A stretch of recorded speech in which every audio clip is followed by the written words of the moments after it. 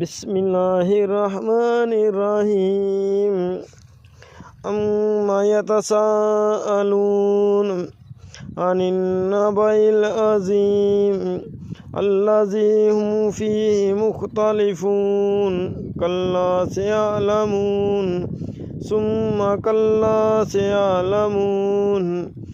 ألم نجعل الأرض مهادا والجبال أوتادا وخلقناكم أزواجا وجعلنا نومكم سباتا وجعلنا الليل لباسا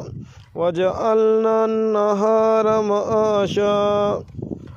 وبنينا فوقكم سبعا شدادا وجعلنا سراجا وهاجا وأنزلنا من المؤثرات ماء ثجاجا لنخرج به حبا ونباتا وجنة ألفافا